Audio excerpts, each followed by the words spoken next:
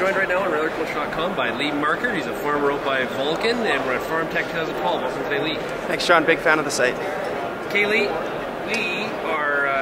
We heard today your session. It was a kind of on succession planning. It was from a bit of a different angle. It was kind of more the relationship side from obviously the younger farmer in the family. What were some of the recommendations you gave to some of the audience today? Well, basically, a lot of it has to do with communication between the younger and the older generations. You have to be willing to open those lines of communication. You can't be afraid to ask the tough questions. You've got to be prepared to throw some money into the business as well. And you know, like you say, you have to take into account the other stakeholders that are at play. Like for those of us that have siblings that aren't necessarily involved in the farm right now, that's not to say they won't be in the future. And how do you plan for that? And how do you make a living in the meantime? Do you think it's hard for a younger farmer like yourself to start that conversation with your parents in regards to succession?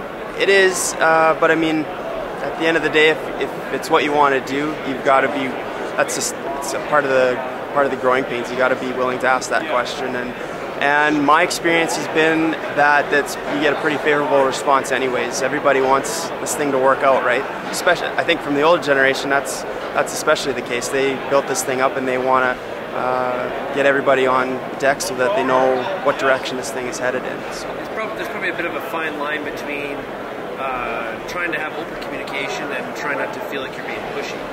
Absolutely, yeah. And so, and it's a business relationship too. So, role definition is a real important thing. You know, identifying who's responsible for what on the farm, and that's something that was a real big challenge for us in our particular case to begin with. But we've dealt with it, and it's something that's always changing. I'm taking on more responsibilities and different responsibilities, and at the same time, my parents are diversifying into other business streams as well. So they're still trying to grow the business as well, and that allows me to kind of get a better feel for the day-to-day business and how to manage everything.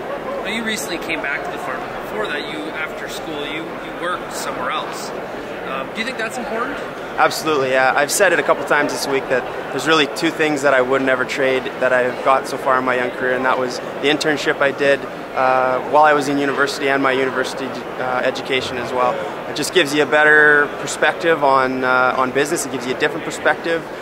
You learn to work for someone else and understand different managerial techniques, and in my case sales techniques, and you can be a little more candid with bosses who aren't your parents.